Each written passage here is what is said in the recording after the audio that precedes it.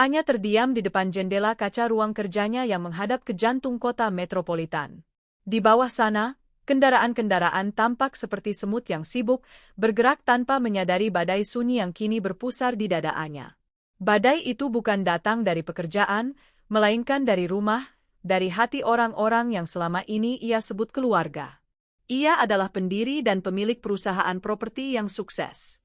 Hartanya melimpah, dan kebaikannya, itulah yang paling disesali Anya kini, melampaui batas kewarasan. Di sampingnya, berdiri figura foto pernikahannya. Dion, pria dengan senyum hangat, mata penuh kasih, dan aura kesabaran yang selalu menenangkan. Setidaknya, itulah persona yang dikenakannya selama bertahun-tahun. Suamiku yang baik, penyayang, dan penyabar, bisik Anya, suaranya getir. Ia mengingat setiap kali Dion pulang, membawakan bunga, atau sekadar memijat kakinya setelah hari yang panjang. Ia juga ingat bagaimana ia berjuang, bahkan rela menempatkan Dion pada posisi direktur di salah satu anak perusahaannya, hanya agar suaminya itu memiliki kebanggaan dan kesibukan. Ia yang dulu miskin dan penuh kekurangan, kini menjadi pria sukses, sepenuhnya berkat tangan Anya. Kebaikan Anya tidak berhenti pada suaminya. Ia memiliki seorang sepupu, Luna. Luna, yang hidupnya jauh lebih sulit. Ibunya sakit-sakitan, dan adiknya masih duduk di bangku sekolah, semua biaya ditanggung Luna dengan pekerjaan serabutan. Merasa iba dan didorong oleh rasa kasih sayang keluarga yang mendalam, Anya mengambil alih seluruh beban finansial keluarga Luna.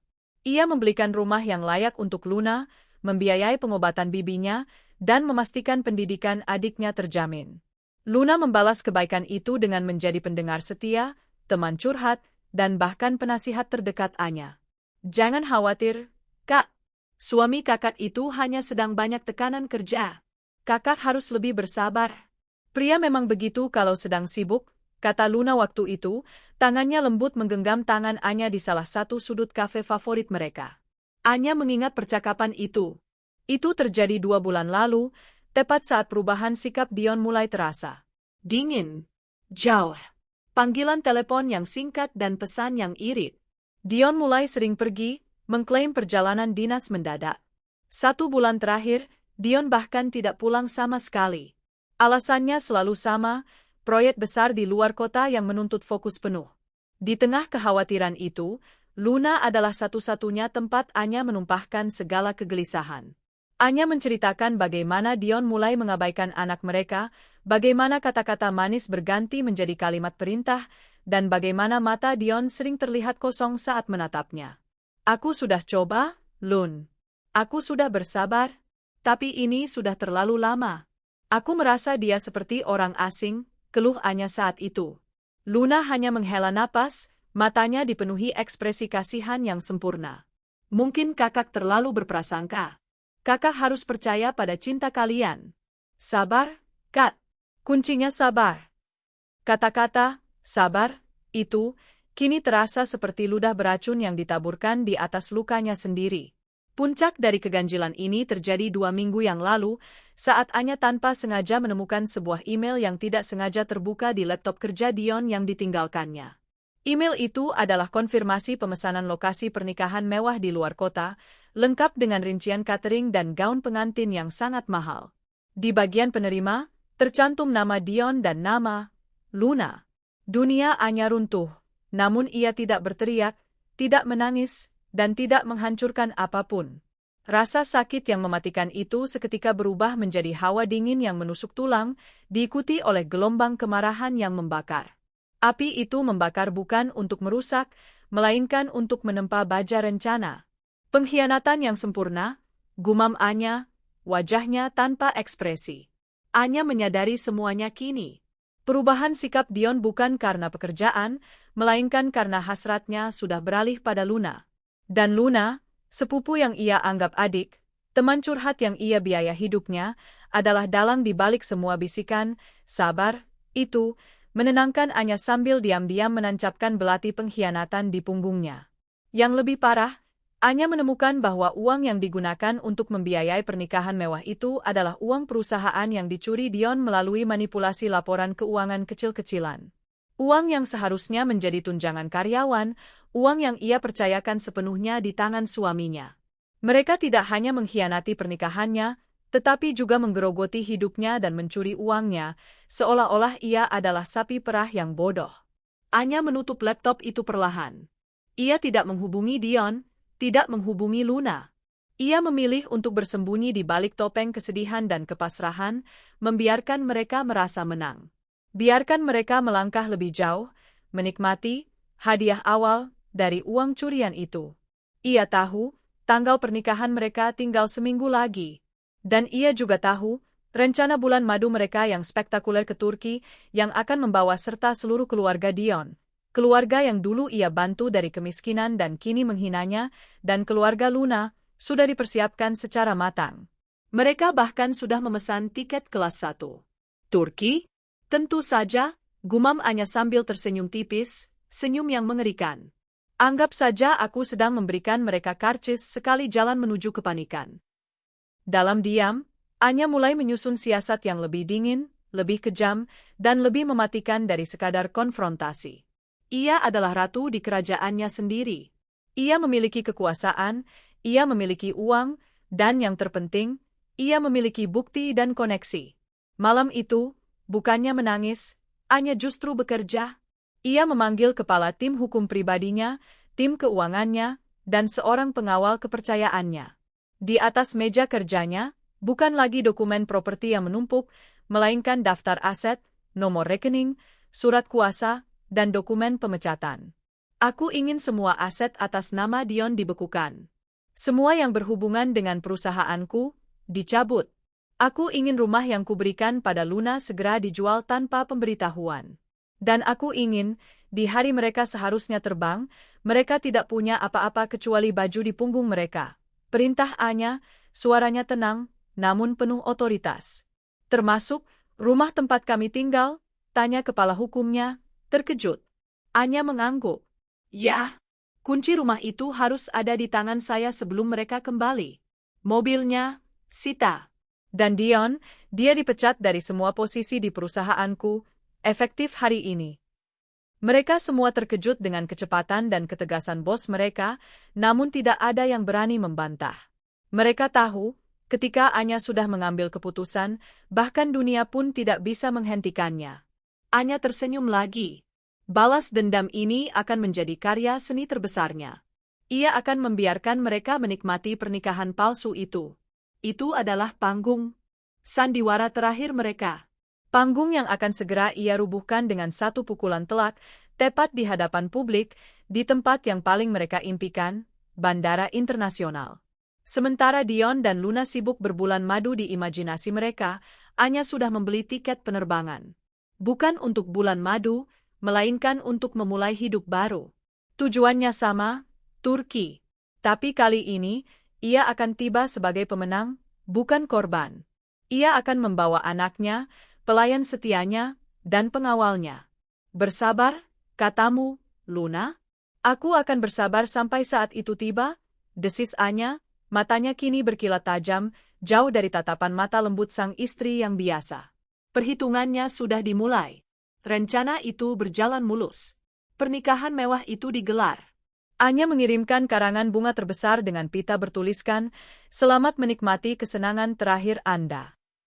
Keluarga Dion dan Luna, yang kini menjadi keluarga besar yang saling merangkul, tertawa dan menari di atas penderitaan Anya, di atas uang Anya. Mereka tidak tahu, setiap tawa adalah paku yang akan memantul kembali dan menusuk mereka. Minggu berikutnya, hari yang ditunggu tiba. Hari keberangkatan ke Turki. Hari kehancuran mereka. Anya, di ruang kerjanya, melihat jam di dinding. Pukul 7 pagi. Mereka pasti sudah dalam perjalanan ke bandara. Di jarinya, cincin pernikahan Dion terasa dingin. Anya melepaskannya, melemparkannya ke tempat sampah. Hari ini, ia akan menutup bab lama dan membuka bab baru.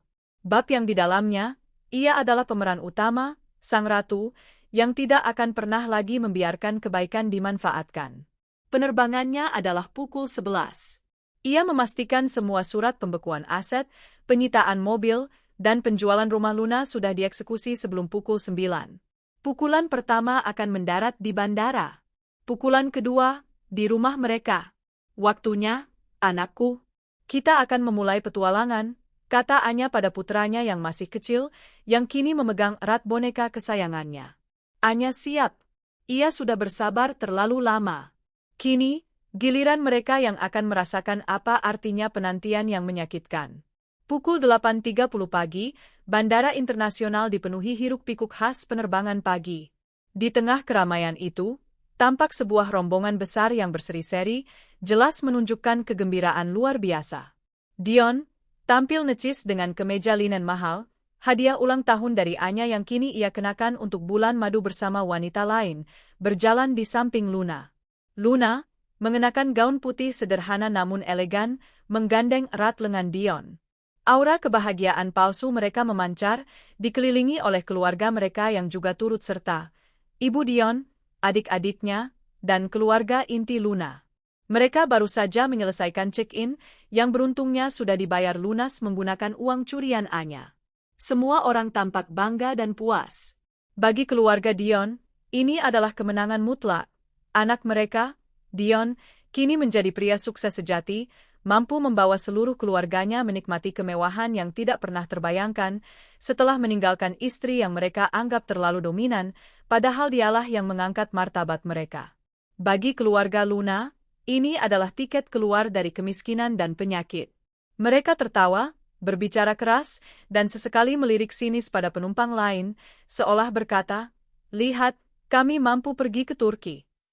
Setelah ini, kita akan hidup bahagia, tanpa bayang-bayang dia lagi," bisik Luna kepada Dion, matanya berkilat penuh kemenangan. Dion tersenyum arogan. Tentu saja. Dia terlalu bodoh, terlalu percaya. Dia pikir uangnya tidak terbatas. Dia pikir kita tidak tahu caranya mengambil sedikit bagian darinya. Sekarang, kita bebas. Mereka menuju gerbang keberangkatan. Suasana hati Dion sedang sangat baik. Ia memutuskan untuk membeli beberapa botol parfum mewah di duty free sebagai hadiah kecil untuk Luna dan ibunya, menggunakan kartu ATM utama yang terhubung langsung dengan rekening gajinya di perusahaan Anya. "Sayang, tunggu sebentar. Aku ingin memberikan kejutan kecil sebelum kita masuk," kata Dion, memimpin Luna dan rombongan ke toko bebas bea. Di kasir, Dion menyerahkan kartu ATM berwarna platinum miliknya dengan santai. Total belanjaan mencapai angka yang cukup signifikan, sekitar puluhan juta rupiah. Karyawan kasir memasukkan kartu dan meminta PIN. "Beep," layar EDC menunjukkan pesan, "transaksi ditolak. Saldo tidak mencukupi." Dion mengerutkan kening. Ada kesalahan, mungkin jaringan? Coba lagi. Ia tahu betul, gajinya sebagai direktur, ditambah dengan dana taktis yang ia sedot dari kas perusahaan Anya, seharusnya memastikan saldo di rekening itu sangat tebal, bahkan setelah membiayai pernikahan. Karyawan itu mencoba lagi. "Beep." Wajah Dion mulai memucat. Matanya liar mencari-cari. Ibunya dan Luna mulai mendekat dengan tatapan bertanya. "Ada apa, Nak? Kenapa lama sekali?" tanya ibu Dion, mulai gelisah. "Tidak, Bu. Sebentar. Sepertinya ada masalah teknis di ban," jawab Dion, berusaha tetap tenang. Ia mengambil kartu lain, kartu kredit perusahaan yang diam-diam ia aktifasi untuk keadaan darurat. Ia gesek. "Beep." Kepanikan kecil mulai menjalar. Dion segera mengeluarkan ponselnya untuk memeriksa aplikasi mobile banking. Jantungnya berdebar kencang. Setelah memasukkan sidik jari, layar aplikasi muncul. Rekening utama, Rp0, rekening tabungan, Rp0 dana investasi, hilang. Dibekukan. Dion terhuyung mundur. Kepalanya terasa dipukul palu godam. Rekeningnya kosong. Seluruh aset keuangannya telah lenyap dalam sekejap. "Tidak mungkin. Ini pasti peretasan," teriak Dion tanpa sadar, menarik perhatian beberapa penumpang di dekatnya. Luna, yang membaca kegelisahan di wajah Dion, meraih ponsel itu. Saat melihat angka 0, wajahnya yang tadi berseri-seri langsung berubah menjadi seputih kertas. "Dion? Bagaimana ini bisa terjadi?" Keluarga mereka mulai ribut. Mereka bertanya, mendesak, dan menyalahkan. Dion, yang kehilangan kendali, bergegas ke konter tiket maskapai yang akan mereka tumpangi. "Saya Dion Saputra. Penerbangan ke Istanbul jam 11 pagi.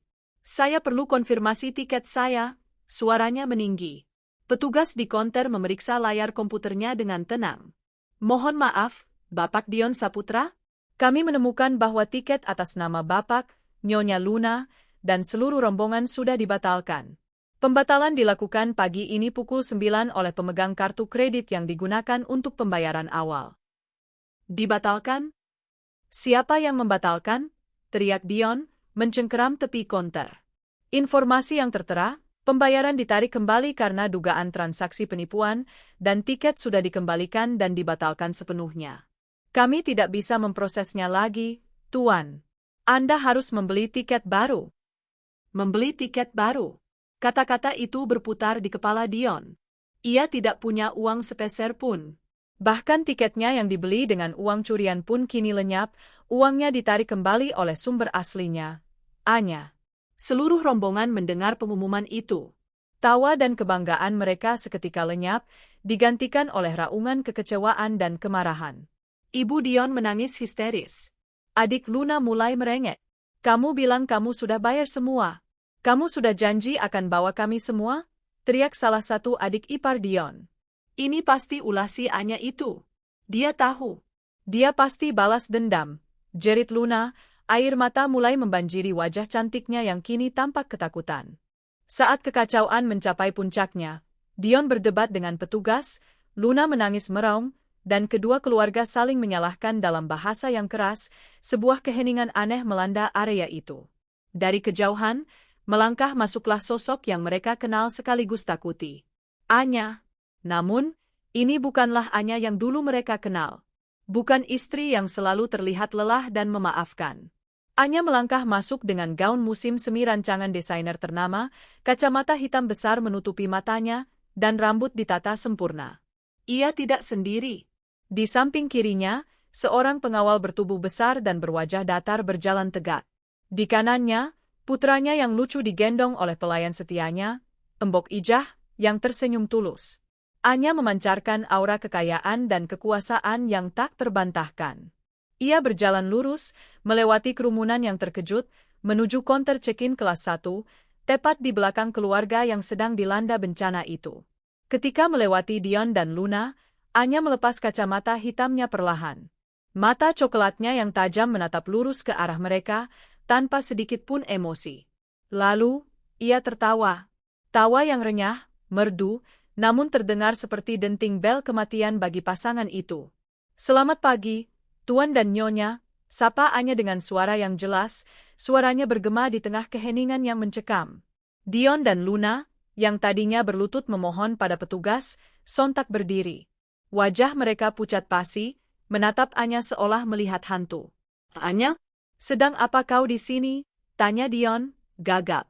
Anya tersenyum, kali ini senyum yang begitu manis, namun jauh lebih dingin dari kutub utara. Aku? Oh, aku hanya ingin menyusul.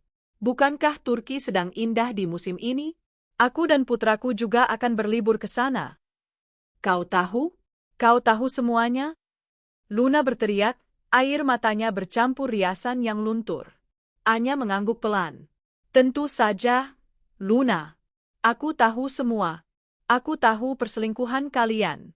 Aku tahu tentang pernikahan mewah yang kau biayai dengan uangku. Aku tahu tentang bisikan, sabar, yang kau berikan sambil kau merayu suamiku. Dan aku tahu tentang rencana bulan madu ke Turki ini, yang melibatkan seluruh keluarga kalian yang mulia. Anya melambaikan tangannya dengan gerakan anggun. Selamat datang di panggung sandiwara, yang aku, sutradaranya, baru saja menutup tirai drama ini. Dion maju selangkah, kemarahan dan kepanikan berpadu di wajahnya. Kau tidak berhak. Aku ini suamimu. Kau tidak bisa mengambil semua asetku. Suami? Anya memiringkan kepalanya. Saya sudah mengajukan gugatan cerai pagi ini, dengan bukti penggelapan dana perusahaan dan perselingkuhan. Semua aset itu, Tuan Dion, adalah milik saya. Aset yang saya berikan. Dan kini, saya tarik kembali. Semua rekening sudah diblokir. Mobil Anda di rumah sudah disita oleh tim hukum saya. Dan Tuan, Anya berhenti sejenak, suaranya menurun menjadi bisikan mematikan yang hanya bisa didengar oleh beberapa orang di dekat mereka. Anda sudah dipecat dari semua posisi di perusahaan saya. Lalu, Anya mengangkat suaranya, memastikan setiap orang yang berdiri di sekitar mereka, termasuk petugas keamanan dan penumpang lain, mendengar kata-katanya. Rencana bulan madu yang Anda banggakan ini, dengan tiket kelas 1 dan membawa seluruh keluarga, ternyata hanya sampai di bandara saja. Uang yang kalian curi sudah saya ambil kembali. Hari ini, kalian tidak akan terbang kemana-mana. Luna ambruk di lantai. Ibu Dion meraung, menyalahkan Luna karena telah menghancurkan hidup anaknya. Keluarga Dion yang tadinya bersatu, kini pecah, saling menuding dan menyalahkan Dion karena telah mengacaukan kesempatan emas mereka. Kau pembalas dendam iblis, teriak Luna dari lantai. Anya hanya menyeringai, tanpa belas kasihan. Aku adalah ratu yang menuntut kembali kerajaannya, Luna. Aku membiayai hidup ibumu, pendidikan adikmu, membelikanmu rumah. Dan balasanmu adalah pengkhianatan? Anggap saja semua yang kau dapatkan itu adalah pembayaran di muka sebelum penderitaan yang sesungguhnya dimulai. Anya menoleh ke pengawalnya. Kita selesai di sini. Waktunya check-in. Saat Anya dan rombongannya berjalan menjauhi kekacauan itu, menuju konter kelas 1, ia berbalik sekali lagi. Oh, satu hal lagi, Dion, kata Anya dengan nada santai. Rumah yang kuberikan pada Luna, yang kau kunjungi diam-diam, sudah saya jual pagi ini. Kalian sekarang benar-benar tidak punya apa-apa. Dan saat kalian pulang nanti, rumah kita sudah dikunci. Nikmati perjalanan pulang Anda dengan berjalan kaki. Anya tertawa terbahak-bahak. Tawa bahagia, lega, dan penuh kemenangan. Tawa itu menjadi musik indah di telinga Anya dan cambuk pedih di hati Dion dan Luna. Anya menyelesaikan proses check-in-nya dalam kemewahan dan ketenangan. Anaknya tersenyum, menikmati pemandangan pesawat. Saat Anya duduk di ruang tunggu VIP, memandang keluar jendela, ia melihat Dion dan Luna, bersama keluarga mereka, dipaksa untuk keluar dari terminal oleh petugas keamanan karena menimbulkan keributan. Mereka berjalan tertatih-tatih, tanpa mobil, tanpa uang, tanpa harapan. Pakaian mewah mereka kini tampak lusuh dan menyedihkan. Pesawat Anya ke Istanbul, Turki, lepas landas tepat pukul 11. Jauh di bawah sana, bandara internasional menjadi saksi bisu kehancuran para pengkhianat. Anya menyandarkan kepala, memeluk putranya. Selamat datang di kehidupan kita yang baru, sayang. Tanpa drama, tanpa pengkhianatan. Di bawah, Dion dan Luna berjalan di bawah terik matahari, saling menyalahkan, menyadari betapa hancurnya hidup mereka hanya karena meremehkan seorang wanita yang terlalu baik. Mereka kaget saat rumah Luna sudah dijual dan tak punya apa-apa lagi. Mereka benar-benar merasa hancur. Pukul 22 waktu setempat, Anya dan rombongannya tiba di Istanbul, Turki. Begitu menginjakkan kaki di tanah asing yang indah itu, rasa lelah yang sempat menumpuk karena ketegangan beberapa bulan terakhir, seketika lenyap digantikan oleh euforia kebebasan. Mereka dijemput oleh mobil mewah yang sudah disewa dan langsung menuju sebuah villa mewah di tepi Selat Bosporus, dengan pemandangan menakjubkan yang menyejukkan mata. Villa itu, yang sudah dibeli Anya secara daring melalui koneksi bisnisnya, adalah sebuah istana kecil yang dipenuhi cahaya hangat. Putra Anya, yang selama ini merasakan aura ketegangan di rumah, kini berlari riang di halaman rumput yang luas.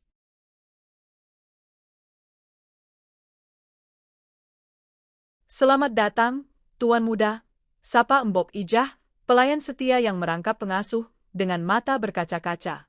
Ia adalah salah satu orang yang paling mengerti penderitaan Anya dan kini turut merasakan kebahagiaan nyonya besarnya. Anya berdiri di balkon, menghirup udara malam Istanbul yang sejuk. Di kejauhan, lampu-lampu di jembatan Bosporus berkelip indah, seolah merayakan awal kehidupan baru ini.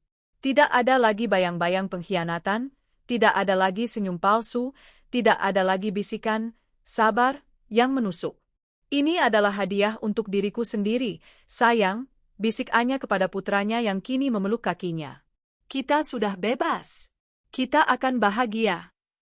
Selama beberapa hari pertama, Anya sibuk mendirikan pondasi hidup barunya. Ia tidak hanya berlibur. Ia telah memindahkan sebagian besar aset dan bisnis utamanya ke struktur perusahaan internasional yang baru. Ia menyewa sebuah kantor kecil di distrik bisnis Istanbul, menjadikannya markas barunya. Ia telah memutus semua koneksi dan tali pusar yang mengikatnya dengan masa lalu di Indonesia. Ponselnya diganti, nomornya diblokir, dan semua akun media sosial yang berhubungan dengan Dion dan Luna telah ia nonaktifkan. Ia telah membangun tembok tak terlihat yang terbuat dari aset legal, pengamanan senda, dan jarak ribuan kilometer. Keesokan harinya, saat Anya menikmati sarapan mewah sambil melihat kapal-kapal melintas, ia menerima laporan singkat melalui email dari tim hukumnya di Jakarta. Misi berhasil. Kedua pihak telah dieksekusi dari semua properti. Perceraian sedang dalam proses. Semua jalur komunikasi diblokir. Anya menyesap tehnya. Ia tidak merasakan kemenangan yang heboh, hanya kepuasan yang dingin. Kehancuran mereka sudah dimulai. Sementara Anya menikmati ketenangan di tepi Bosporus, Dion, Luna, dan rombongan besar mereka menjalani neraka di bawah terik matahari Jakarta.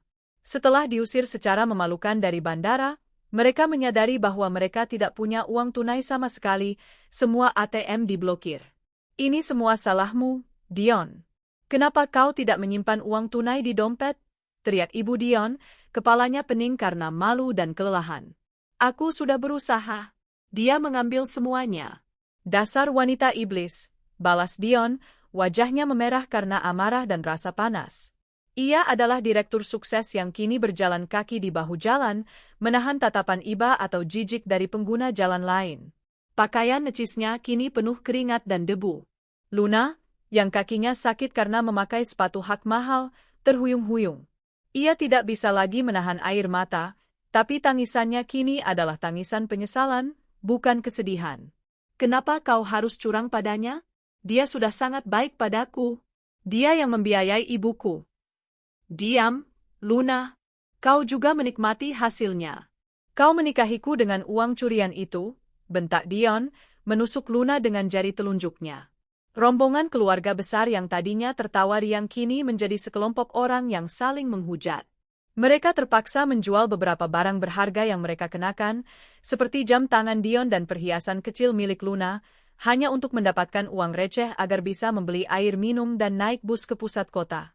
Rencana bulan madu di Turki berakhir di angkutan umum yang penuh sesak. Setelah berjam-jam, rombongan itu bubar. Keluarga Dion pulang ke rumah mereka yang sederhana di pinggiran kota, rumah yang baru bisa mereka renovasi berkat bantuan Anya, sementara Dion dan Luna membawa sisa koper mereka menuju rumah mewah yang dulunya adalah tempat tinggal Dion dan Anya. Ketika mereka sampai, gerbang besi rumah itu terkunci rapat dengan gembok besar yang asing. Sebuah papan pengumuman kecil tertempel di pilar. Dion mendekat, matanya memicing membaca tulisan di atas kertas legal. Properti ini telah disita dan berada di bawah kekuasaan tim hukum PT Anjaya Group. Segala bentuk pelanggaran hukum akan ditindak tegas. Tidak mungkin. Dion menendang gerbang itu sia-sia. Rumah itu, yang menyimpan semua kenangan mereka, semua perabot mewah, semua hartanya, kini adalah benteng yang tidak bisa ditembus. Baiklah, kita ke rumahku saja. Kita punya rumahku, jerit Luna, mencoba mencari setitik harapan. Mereka berdua bergegas menuju rumah Luna, rumah yang dibelikan Anya untuknya. Setibanya di sana, pandangan Dion dan Luna menjadi kabur. Rumah itu sudah kosong. Pintu dan jendelanya tertutup kayu lapis. Di halaman depannya, berdiri seorang pria berjas yang memegang dokumen. Maaf, properti ini baru saja dibeli oleh investor baru. Proses pengosongan sudah selesai pagi ini, kata pria itu datar. Luna menjatuhkan kopernya. Ini rumahku. Sepupuku yang memberikannya padaku. Pria itu mengangkat bahu. Kami menemukan surat-surat yang menyatakan bahwa properti ini dibeli atas nama Nyonya Anya, dan kepemilikan penuh ada padanya. Nyonya Anya telah menggunakan haknya untuk menjual properti ini. Anda tidak punya hak lagi atas tanah ini, Nyonya. Saat itulah, realisasi kehancuran total menghantam mereka. Mereka tidak hanya bangkrut, tetapi juga tunawisma. Tidak ada tempat untuk kembali. Dion dan Luna terpaksa kembali ke rumah keluarga Dion. Sambutan yang mereka terima jauh dari hangat. Kebencian dan rasa jijik tergambar jelas di mata Ibu Dion. Kalian menghancurkan kami. Kau bilang kau kaya. Kau bilang kami akan berlibur mewah. Sekarang kita kembali ke sini, dan semua orang tahu kita diusir dari bandara. Hardik Ibu Dion, menunjuk-nunjuk wajah Dion. Ini semua karena Luna. Dia wanita murahan yang merayu anakku untuk mencuri. Jangan salahkan anakku. Anakmu yang serakah. Dia yang menggelapkan uang itu, balas Ibu Luna, yang juga ada di sana untuk meminta pertanggungjawaban. Dion dan Luna mendapati diri mereka sendirian, di tengah badai hujatan dan saling tuding. Pengkhianatan mereka telah melahirkan kebencian dalam keluarga. Keluarga yang tadinya mereka harapkan akan bahagia di Turki, kini menjadi saksi kehancuran yang paling menyakitkan. Dion berusaha mencari cara untuk membalas atau setidaknya bernegosiasi. Ia mencoba menghubungi nomor telepon Anya, nomor telepon kantor, email, bahkan nomor telepon pengawal Anya. Semuanya sia-sia. Ponsel Anya, nomor yang Anda tuju tidak terdaftar. Email kantor, kotak masuk penuh dan tidak dapat menerima pesan baru. Panggilan ke perusahaan, Dion Saputra bukan lagi karyawan, dan tidak diizinkan mengakses informasi perusahaan. Anya telah menghapus dirinya dari peta mereka, meninggalkan mereka hanya dengan abu dan keputusasaan. Kita harus ke Turki. Kita harus mengejar dia. Dia tidak bisa melakukan ini, teriak Dion. Luna menggeleng lemah. Kita bahkan tidak punya uang untuk membeli makanan di bandara, Dion. Bagaimana kita bisa ke Turki? Kita sudah hancur total. Dion hanya bisa mengepalkan tangannya. Ia tahu, ia telah meremehkan seorang wanita yang terlalu baik. Kebaikan itu kini berubah menjadi hukuman mati finansial. Mereka kehilangan segalanya, dan yang tersisa hanyalah kebencian, penyesalan, dan bayangan tawa kemenangan Anya di terminal internasional. Penderitaan mereka baru saja dimulai. 2 minggu berlalu sejak insiden memalukan di bandara, dan kehidupan Dion serta Luna telah berubah total. Mereka terpaksa menumpang di rumah sederhana Ibu Dion, yang kini terasa sempit dan pengap. Ruangan yang tadinya penuh dengan tawa dan rencana masa depan, kini dipenuhi bau keringat, masakan sederhana, dan hawa dingin kemarahan. Dion, yang seumur hidupnya terbiasa dengan fasilitas kelas atas, mobil mewah, kemeja impor, dan makanan restoran, kini harus menerima kenyataan pahit. Ia mencoba mencari pekerjaan. Dengan resume yang mencantumkan jabatan, Direktur Anak Perusahaan PT Anjaya Group, ia mendekati beberapa kolega lama. Namun, kabar buruk bergerak lebih cepat daripada koneksi. Dion? Maaf, Tuan. Tapi kami dengar Anda dipecat karena dugaan penggelapan dana. Dan lagi, kami dengar PT Anjaya Group sudah memutus semua kemitraan dengan Anda. Kami tidak bisa mengambil risiko itu, kata seorang mantan rekan bisnisnya melalui telepon, suaranya dipenuhi rasa kasihan yang merendahkan. Reputasi Dion hancur. Anya telah memastikan bahwa stigma penggelapan dana dan pengkhianatan melekat erat pada namanya di kalangan profesional. Pria yang dulu dipandang sebagai bintang yang sedang naik daun, kini hanya dianggap sebagai sampah bisnis. Luna mengalami penderitaan yang lebih menyakitkan. Selain kehilangan rumah dan semua kenyamanan, ia harus kembali menghadapi kondisi ibunya yang memburuk tanpa asuransi kesehatan yang dibiayai Anya. Adik Luna terpaksa berhenti sekolah sementara karena Luna tak mampu lagi membayar uang sekolah. Luna mencoba pekerjaan serabutan, melamar menjadi pelayan kafe, bahkan mencoba menjual kue secara daring, tapi tubuhnya yang dimanjakan oleh kekayaan Anya cepat menyerah pada kelelahan fisik. Ini semua salahmu, Dion. Kalau saja kau tidak serakah, kita tidak akan begini, ratap Luna suatu malam, di tengah kepungan nyamuk dan udara panas di kamar sempit keluarga Dion. Dion menatap Luna dengan mata penuh kebencian. Kau yang mendesakku.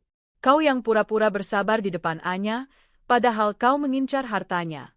Sekarang lihat, hartanya lenyap, dan kita yang menanggung semua kebodohanmu. Kebahagiaan yang mereka nikmati sebentar di hari pernikahan kini terbayar lunas dengan penderitaan yang berkepanjangan.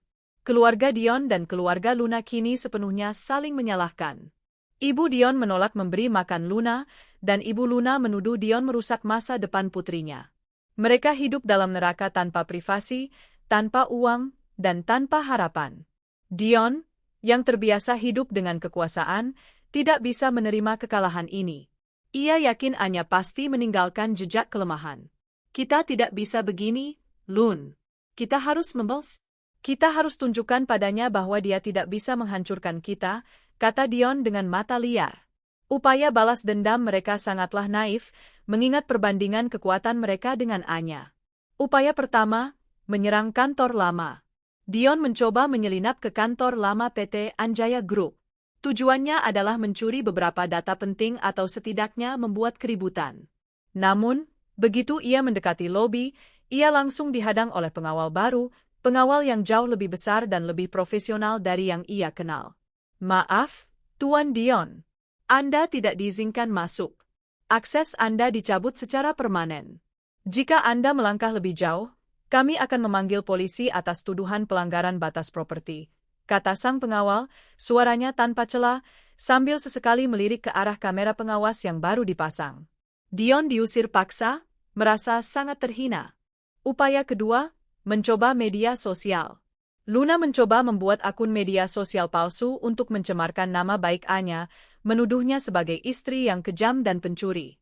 Ia menulis kisah yang mendramatisasi penderitaannya. Namun, sebelum postingan itu sempat viral, tim Anya yang selalu memonitor reputasi perusahaan segera mengambil tindakan. Akun Luna diblokir, dan semua postingan dihapus dalam hitungan jam. Sebaliknya, tim PR Anya menyebarkan berita samar-samar tentang mantan direktur yang melarikan diri setelah menggelapkan dana dan berselingkuh dengan kerabat dekat, membuat opini publik langsung berbalik mendukung Anya. Upaya ketiga, memohon ke keluarga besar. Dion mencoba mendekati paman dan bibinya, yang dulunya sering ia temui saat masih kaya. Mereka semua menolak. Mereka telah melihat betapa kejamnya Dion memperlakukan Anya, yang selalu murah hati. Kau meremehkan wanita yang memberimu segalanya, Dion. Sekarang nikmati hasil pengkhianatanmu, kata pamannya dingin, sebelum menutup telepon. Semua upaya mereka, baik mencari pekerjaan maupun melancarkan serangan balasan, gagal total. Setiap pintu yang mereka ketuk sudah dikunci rapat-rapat oleh tangan tak terlihat milik Anya. Sementara itu, di Istanbul, Anya hidup seperti seorang ratu. Ia telah sepenuhnya mengintegrasikan dirinya ke dalam komunitas bisnis internasional. Kantor barunya di Levent, pusat keuangan Istanbul, memiliki pemandangan kota yang luar biasa.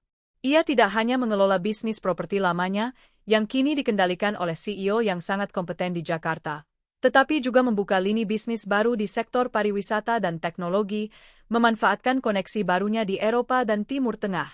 Anya menyadari, kehilangan Dion ternyata membawa manfaat. Ia tidak perlu lagi membagi waktu dan energi untuk mengawasi suaminya yang tidak kompeten dan sepupunya yang licik. Fokusnya 100% pada pekerjaan dan putranya. Anaknya mulai bersekolah di sekolah internasional terbaik di Istanbul dan dengan cepat menguasai bahasa Inggris dan sedikit bahasa Turki. Anya menghabiskan sore hari dengan mengajaknya berjalan-jalan di Grand Bazaar atau berlayar kecil di Bosporus, menggantikan kekosongan yang ditinggalkan oleh ayah yang menghilang. Suatu sore, pengawal kepercayaannya, yang kini akrab dipanggil Pak K, mendekati Anya saat ia sedang menikmati kopi Turki di teras villa. Nyonya, ada laporan.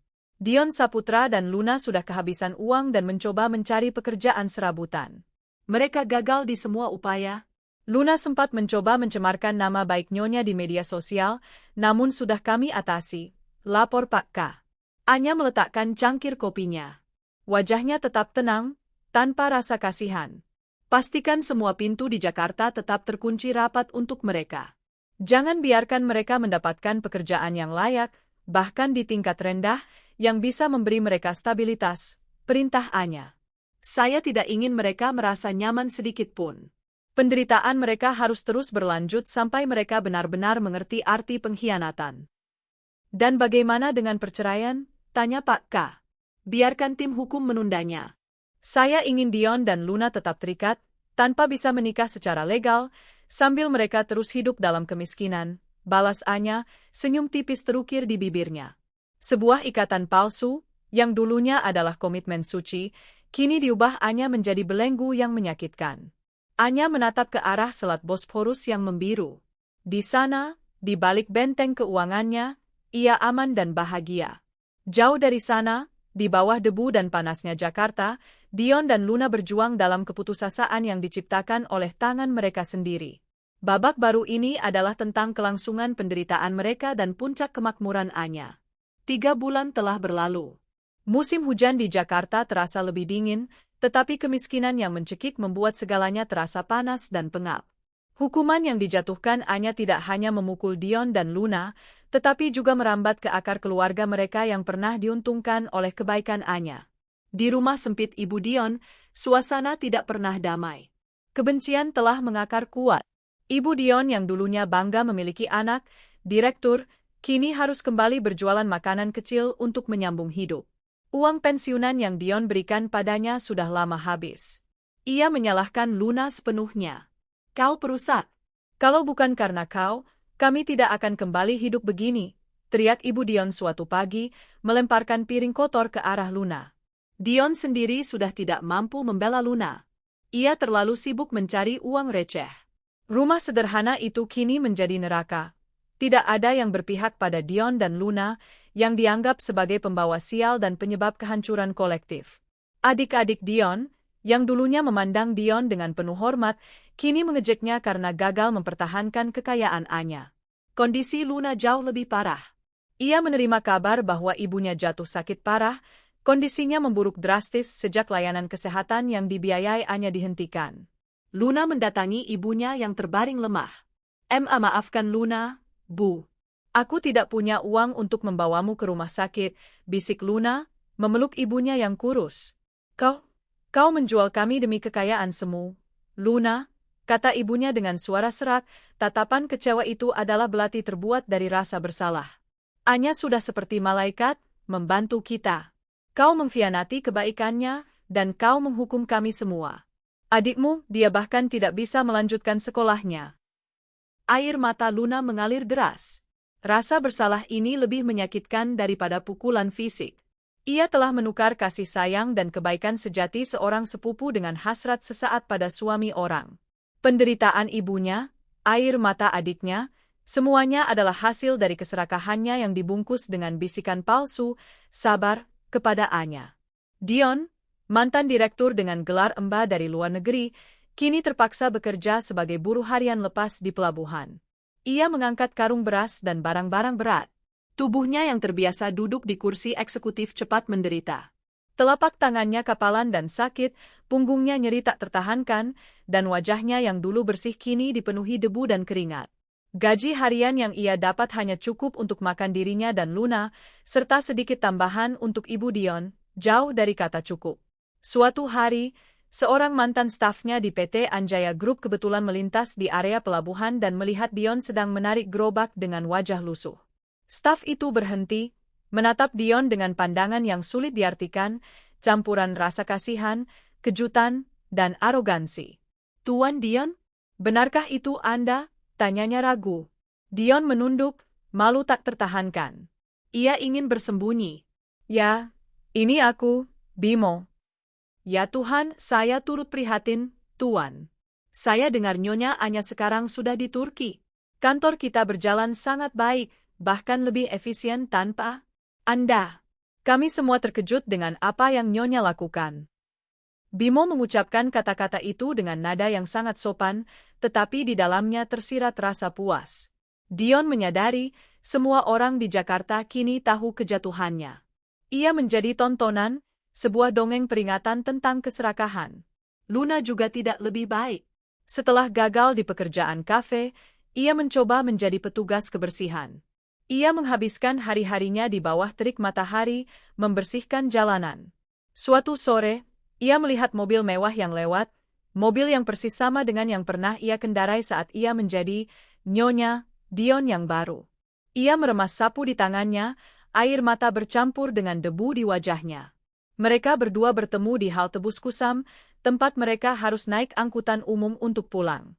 Mereka duduk diam, berjarak, tanpa sentuhan, tanpa kata-kata romantis. Cinta mereka, yang dibangun di atas pengkhianatan, kini telah busuk dan menjadi racun. "Aku merindukan Villa Bosporus itu," bisik Luna, suaranya parau. "Diam," jawab Dion tajam. "Jangan sebut nama tempat itu lagi. Itu semua hanyalah mimpi yang kau hancurkan." Titik balik datang ketika Dion menerima surat resmi dari pengadilan. Itu adalah tanggapan atas gugatan cerai yang diajukan Anya. Isinya bukan keputusan, melainkan penundaan yang disengaja. Tim hukum Anya, yang terdiri dari pengacara-pengacara elit, mengajukan serangkaian keberatan, dokumen, dan permintaan yang rumit. Semuanya dirancang untuk menunda proses perceraian selama mungkin. Alasan utamanya, sengketa pembagian harta yang kompleks, yang sengaja dibuat rumit oleh Anya. Dion membanting surat itu ke lantai. Dia mempermainkan kita. Dia tahu kita tidak punya uang untuk menyewa pengacara yang bisa melawan timnya. Dia sengaja menunda ini. Luna membaca surat itu. Wajahnya kelelahan, namun matanya kini menunjukkan kilasan pemahaman yang menakutkan. Dion, dia tidak ingin kita bercerai. Dia ingin kita tetap terikat dalam pernikahan yang tidak bahagia ini selama mungkin. Agar kita tidak bisa menikah secara sah dan tidak bisa melanjutkan hidup kita, kata Luna, suaranya rendah dan penuh keputusasaan. Dia ingin kita menderita, terjebak dalam limbo ini. Kita tidak punya apa-apa, tapi kita juga tidak bebas. Dion terduduk di lantai, merasakan seluruh kekuatannya lenyap. Anya tidak hanya mengambil uang mereka, ia juga mengambil masa depan dan kebebasan mereka. Dia telah mengubah pernikahan mereka menjadi penjara tanpa jeruji. Kita tidak punya koneksi, Lun. Tidak ada pekerjaan, tidak ada teman yang tersisa, bahkan keluarga kita sudah menolak kita. Semua pintu di Jakarta sudah tertutup. Semua jalan keluar sudah dia kunci, kata Dion, suaranya hampir menyerupai isak tangis.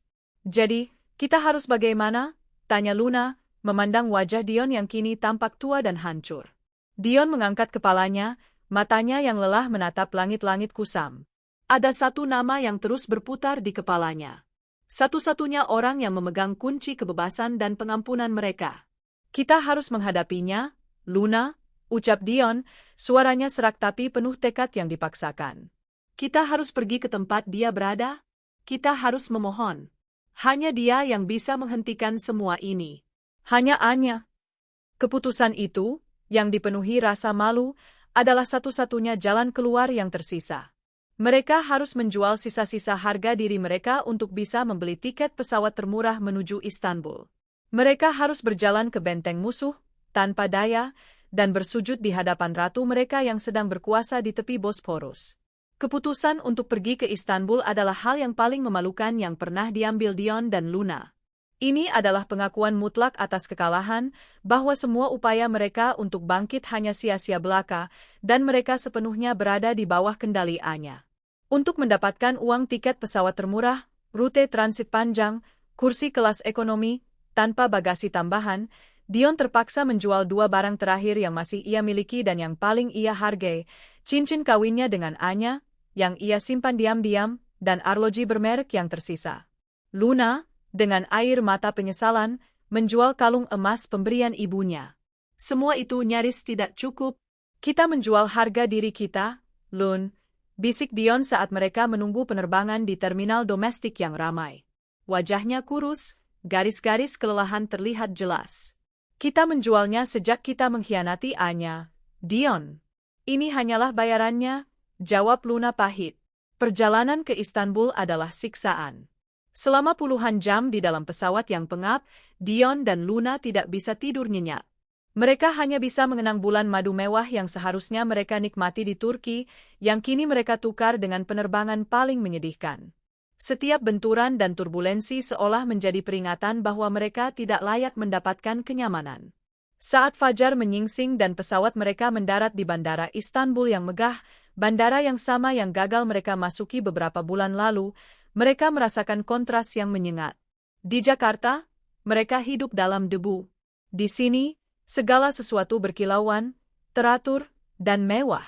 Mereka keluar dari bandara, membawa ransel lusuh yang berisi beberapa helai pakaian.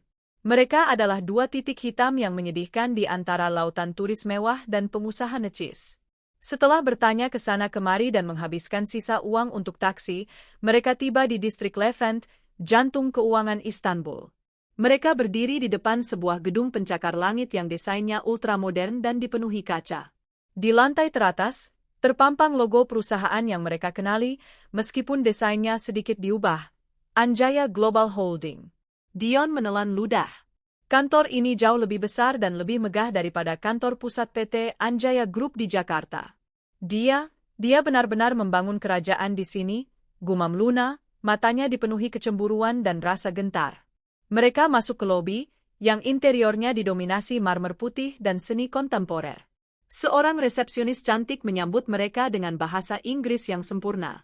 "Kami mencari Nyonya Anya," kata Dion, mencoba mengumpulkan sisa-sisa wibawanya. Resepsionis itu melirik mereka dari ujung kepala hingga ujung kaki, pakaian kusut, wajah lelah, dan ransel usang. Pandangan itu menyiratkan penilaian yang tajam. "Apakah Anda memiliki janji, Tuan?" Nyonya Anya sangat sibuk. Kami suaminya, dan ini adalah sepupunya," jawab Dion, rasa malu itu melilit lidahnya. Resepsionis itu tersenyum tipis, senyum profesional yang dingin. Ia tampaknya sudah diberi instruksi. Ia menghubungi seseorang melalui headsetnya, berbicara singkat dalam bahasa Turki. "Baiklah, Nyonya Anya akan menerima Anda. Tapi Anda hanya punya waktu 10 menit. Silakan tinggalkan barang-barang Anda di sini," katanya, menunjuk ke rak penitipan. Dion dan Luna, yang kini tidak lebih dari pemohon, diantar ke lift pribadi menuju lantai teratas.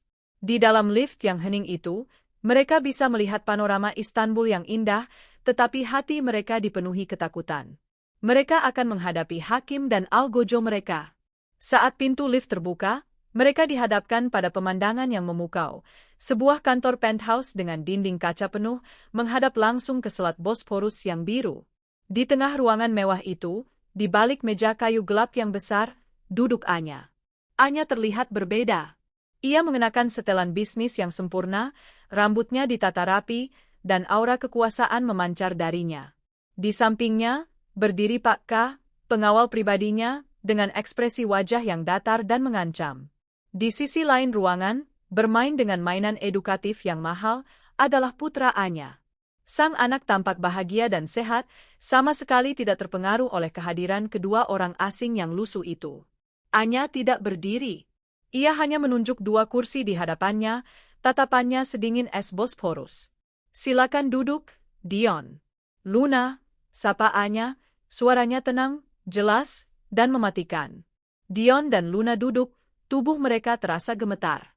Mereka tidak bisa menatap mata Anya secara langsung. Dion, yang dulu adalah suaminya, kini merasa dirinya hanyalah debu di karpet mahal itu. "Apa yang kalian inginkan? Bukankah seharusnya kalian sedang berbulan madu di sini?" sindir Anya. Ia menyesap kopi dengan gerakan yang elegan. "Anya, Anya," Dion memulai, suaranya parau dan penuh keputusasaan. "Kami mohon, hentikan ini. Kami sudah kehilangan segalanya. Aku tahu kami salah. Aku mengkhianatimu, dan Luna juga mengkhianati kepercayaanmu. Tapi kami sudah menderita cukup lama." Luna langsung bersimpuh. Ia tidak bisa menahan rasa malunya. "Maafkan aku, Anya. Aku menyesal. Aku seharusnya tidak pernah melakukan ini. Aku bodoh, aku serakah. Ibuku sakit parah, adikku putus sekolah. Semua keluargaku menderita. Tolong, cabut pemblokiran itu. Beri kami kesempatan kedua." Anya tetap diam, membiarkan mereka menenggelamkan diri dalam penyesalan dan air mata. Ia memandang keluar jendela, seolah pemandangan Bosporus lebih menarik daripada drama menyedihkan di depannya. "Peluang kedua?" tanya Anya akhirnya, nadanya meninggi sedikit. "Tahukah kalian, apa yang kalian lakukan? Kalian tidak hanya mencuri uangku. Kalian merampas harga diriku, kepercayaanku, dan waktuku. Luna, kau mendengarkan setiap keluh kesahku tentang suamiku, kau pura-pura menyuruhku sabar, sementara di belakangku, kau tidur dengannya dan merencanakan pernikahan mewah dengan uangku." Anya menoleh, tatapannya kini menusuk tajam. "Kalian ingin kesempatan kedua, setelah aku memberikan kalian segala-galanya? Aku membantu keluargamu, Dion, saat kalian kekurangan. Aku membiayai ibuku, Luna, saat kalian tidak punya apa-apa. Dan ini balasan kalian? Pengkhianatan ganda?" Anya bersandar di kursinya, senyum dingin muncul di wajahnya. Kalian datang ke sini, ke kantorku, ke istanaku, memohon belas kasihan setelah menggerogoti hidupku. Permintaan maaf kalian tidak berarti apa-apa bagiku. Dion mengangkat kepalanya. Lalu, apa yang harus kami lakukan? Kami tidak punya pekerjaan, tidak punya rumah. Kau memblokir perceraian. Kau ingin kami mati di jalanan, Anya? Anya mendesah, seolah mereka adalah masalah kecil yang mengganggu hari kerjanya. Aku tidak ingin kalian mati, Dion. Aku ingin kalian hidup. Hidup dengan penyesalan, hidup dengan kehinaan. Kalian akan tetap terikat dalam pernikahan yang hancur ini, sampai aku memutuskan kalian pantas bebas. Dan untuk perceraian, kalian harus menunggu sampai tim hukumku selesai, yang mungkin memakan waktu sangat lama. Ia menjentikkan jarinya. Seketika, seorang pengawal lain masuk membawa 2 amplop coklat kusam. Ini adalah hadiah terakhirku, kata Anya. Di dalamnya ada uang tunai yang cukup untuk tiket sekali jalan kembali ke Jakarta, dan uang saku minimal untuk 1 bulan. Setelah itu, kalian akan benar-benar sendiri. Aku tidak akan memblokir jalan keluar kalian dari kota ini. Tapi ketahuilah, semua pintu di Jakarta tetap terkunci. Jangan pernah mencoba menghubungiku lagi. Anya berdiri, menandakan pertemuan telah berakhir. Ia berjalan menuju putranya, mengangkatnya, dan mencium keningnya. Kalian sudah membuang 10 menit berhargaku. Sekarang pergilah. Dan jangan pernah lupakan hari ini. Ini adalah harga dari pengkhianatan, ucap Anya, mengakhiri pertemuan itu dengan suara yang tidak menerima bantahan. Dion dan Luna mengambil amplop itu. Mereka bangkit, hati mereka hancur berkeping-keping. Mereka datang ke Istanbul mencari pengampunan dan kebebasan, tetapi yang mereka dapatkan hanyalah penegasan akan hukuman yang lebih kejam. Mereka diusir dari benteng kekuasaan Anya, dipermalukan untuk kedua kalinya, dan dikirim kembali ke neraka yang mereka tinggalkan. Mereka tahu pasti, penderitaan yang mereka alami di Jakarta hanyalah awal. Kepulangan dari Istanbul adalah aib terakhir bagi Dion dan Luna. Mereka tiba di Jakarta International Airport pada tengah malam, 2 jiwa yang remuk redam, membawa ransel lusuh dan hati yang kosong. Amplop coklat berisi uang tunai dari Anya terasa seperti uang darah, hadiah untuk rasa malu dan penegasan kekuasaan. Saat taksi yang mereka tumpangi berhenti di depan rumah Ibu Dion, suasana menyambut mereka terasa lebih dingin dan sunyi daripada sebelumnya. Pintu rumah terbuka, tetapi tidak ada sambutan. Hanya tatapan menghakimi. Ibu Dion berdiri di ambang pintu, wajahnya keriput dipenuhi kemarahan dan kekecewaan. Ia tidak bertanya tentang perjalanan mereka. Jadi, ratu kalian menertawakan kalian, ya? Setelah kalian memohon-mohon sampai ke Turki, dia mengirim kalian kembali seperti pengemis. Bagus. Sekarang kalian tahu akibatnya, sembur Ibu Dion, suaranya tajam seperti pecahan kaca. Rumah itu terasa lebih sesak dan pengap. Mereka tidur di lantai kamar yang lembab, di mana nyamuk dan kecoak menjadi teman malam mereka. Hubungan Dion dan Luna tidak lagi didasari oleh gairah terlarang, melainkan kebencian, penyesalan, dan keterpaksaan hidup bersama karena tidak ada pilihan lain. Mereka tidak lagi berbicara tentang cinta atau masa depan. Percakapan mereka hanya seputar keluhan, tuduhan, dan menghitung sisa uang dari Anya. Uang tunai itu habis dalam waktu sebulan, sesuai prediksi Anya. Itu hanya cukup untuk kebutuhan dasar dan obat-obatan minimal untuk Ibu Luna. Setelah itu, mereka kembali ke titik nol yang lebih brutal. Dion kembali mencari pekerjaan buruh. Luna kembali mencoba menjadi pelayan atau asisten rumah tangga. Namun, kali ini, situasinya lebih buruk. Setiap kali Dion melamar, ia selalu melalui tahap wawancara pertama dengan sukses. Kemampuan komunikasinya yang dulu seorang direktur memang memukau, tetapi panggilan kedua tidak pernah datang. Setiap Luna berhasil mendapatkan pekerjaan, ia dipecat dalam waktu kurang dari seminggu dengan alasan yang samar. Profil Anda tidak cocok dengan budaya kerja kami, atau ada kesalahan dalam data latar belakang Anda. Mereka tidak tahu bahwa dari balik lautan, Anya menjalankan operasi pemblokiran yang cermat dan sistematis.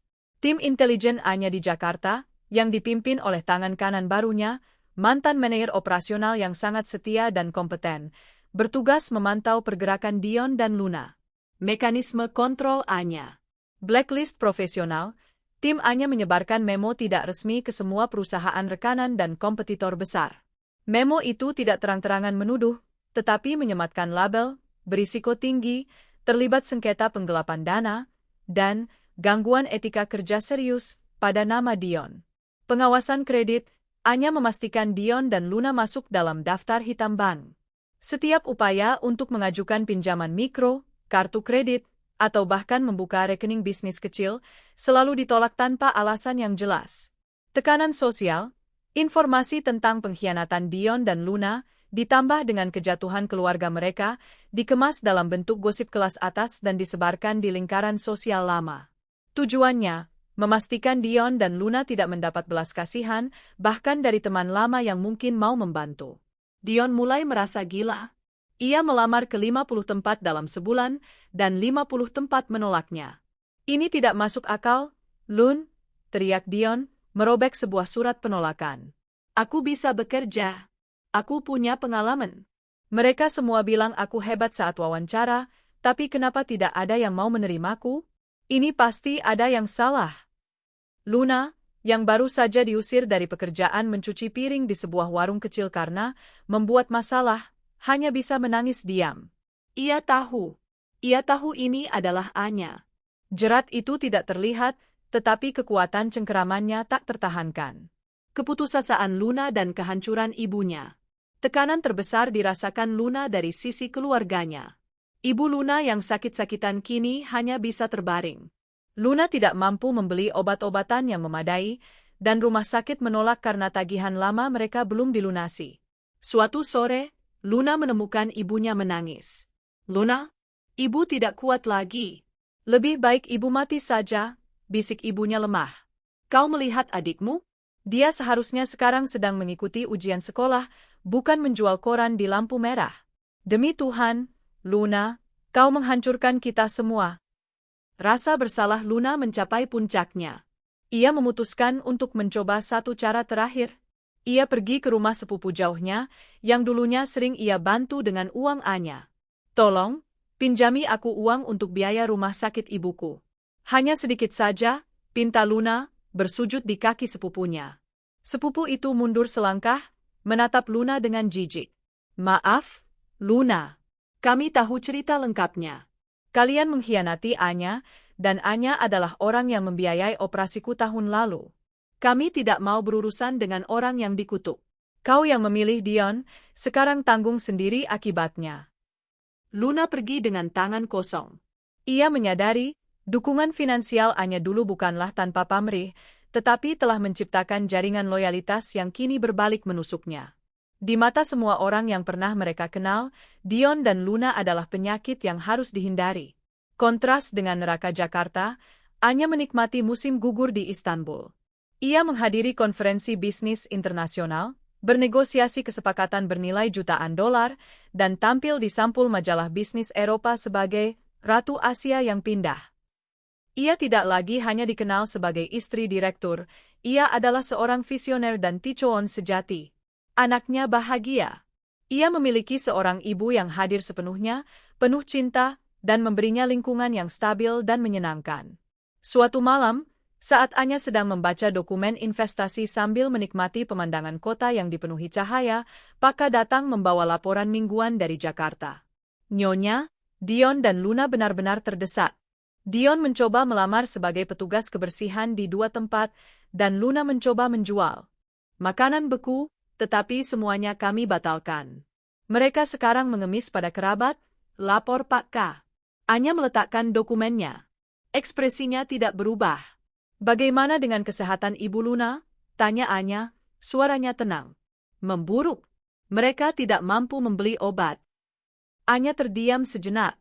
Ia bukan wanita tanpa hati, tetapi pengkhianatan itu telah mengubahnya. Berikan sumbangan anonim ke rumah sakit tempat Ibu Luna dirawat. Pastikan itu hanya cukup untuk biaya hidup minimal, bukan untuk pengobatan. Saya tidak ingin Luna merasa bebas dari rasa bersalah, tetapi saya tidak ingin ada kematian di tangan saya, putus Anya. Setelah itu, batalkan semua sumbangan lain. Biarkan mereka terus merasakan hukuman. Biarkan Dion dan Luna tahu bahwa setiap napas, setiap kesulitan, adalah karena pilihan mereka sendiri. Anya tersenyum pada dirinya sendiri. Dia tidak lagi membiarkan kebencian menguasai hidupnya, sebaliknya, dia menyalurkannya menjadi kekuatan yang terorganisir dan terstruktur. Balas dendamnya adalah sebuah karya seni yang dingin, hukuman abadi melalui ketidakmampuan. Ia tidak akan membiarkan mereka mati. Ia akan membiarkan mereka hidup, tetapi hidup dalam kemiskinan dan penderitaan yang berkelanjutan. Perceraian masih ditunda, memastikan mereka terikat dalam belenggu yang diciptakannya sendiri. Kembali ke Jakarta, setelah seminggu tidak makan makanan yang layak, Dion dan Luna duduk di bawah jembatan, tempat mereka berlindung dari hujan. Amplop dari Anya sudah lama habis. Mereka berada di titik terendah. Dion menatap Luna, dan Luna menatap Dion. Tidak ada cinta, hanya penyesalan. Kita tidak punya apa-apa lagi. Lun, bisik Dion, suaranya putus asa. Anya menang, Dion. Dia menang mutlak, jawab Luna, air matanya sudah kering. Kita sekarang hanya sepasang bayangan yang dikendalikan olehnya. Dia tidak ingin kita bebas. Dia ingin kita hidup dalam penderitaan ini selamanya. Dion mengepalkan tangan, rasa sakit yang dingin menggigitnya. Dia menyadari, ratu mereka di Istanbul tidak hanya memblokir uang mereka, dia memblokir seluruh masa depan, reputasi, dan kesempatan mereka. Mereka adalah tawanan yang berjalan bebas di kota yang kini menolak mereka. Satu-satunya harapan mereka kini adalah sebuah keajaiban atau momen singkat di mana Anya lengah. Tapi mereka tahu, ratu di Bosporus itu tidak pernah lengah. 8 bulan sejak mereka diusir dari Istanbul, Dion dan Luna telah menjadi bayangan dari diri mereka yang dulu. Mereka masih tinggal di rumah ibu Dion yang suram, tetapi kini mereka tidur terpisah. Cinta terlarang yang dulu membara, kini telah digantikan oleh kebencian yang mendidih. Semua ini salahmu, Luna, teriak Dion suatu malam. Ia baru saja kembali setelah seharian menjadi tukang ojek pangkalan, pekerjaan satu-satunya yang tidak bisa diblokir oleh Anya. Uang yang ia peroleh hanya cukup untuk membeli sebungkus nasi dan lauk seadanya. Salahku? Kau suaminya. Kau yang membawa semua uang itu untuk kita. Kau yang menyuruhku berpura-pura baik padanya, balas Luna, matanya bengkak karena kurang tidur dan terus menangis. Jika kau tidak serakah, jika kau tidak sebodoh itu mencintai wanita lain sambil menikahi wanita kaya, kita tidak akan di sini. Kau iri padanya. Kau sudah lama mengincarku dan uangku. Kau berpura-pura menjadi pendengar terbaikku, padahal kau hanya menunggu kesempatan untuk menusuknya. Dan kau? Kau memanfaatkan kesetiaanku, kau memanfaatkan rasa kasihan Anya padaku dan keluargaku. Kau tahu Anya akan menolongku, dan kau menggunakannya untuk meniduri sepupunya sendiri. Pertengkaran mereka menjadi makanan sehari-hari bagi Ibu Dion, yang kini hanya bisa menatap sinis, puas melihat kehancuran batin mereka. Dion dan Luna mulai saling menyalahkan, saling lempar tuduhan. Mereka bahkan tidak bisa melihat diri mereka sendiri sebagai korban. Mereka hanya melihat satu sama lain sebagai penyebab utama penderitaan mereka saat ini. Penderitaan Ibu Luna akhirnya mencapai batasnya. Malam itu, Luna menerima telepon dari adik laki-lakinya yang menangis. "Mbak Luna, Ibu pergi," kata adik Luna, suaranya tercekat. "Tidak ada uang untuk dokter, Ibu hanya bisa menahan sakit di rumah. Ibu meninggal dalam tidur tadi malam." Kabar itu menghantam Luna seperti palu godam. Ibunya meninggal dalam kemiskinan dan kesedihan, dan semua itu adalah karena tindakannya. Ia tidak sempat mengucapkan selamat tinggal yang layak, apalagi memberikan perawatan terbaik. Luna berlari keluar rumah, menjerit histeris di jalanan yang basah.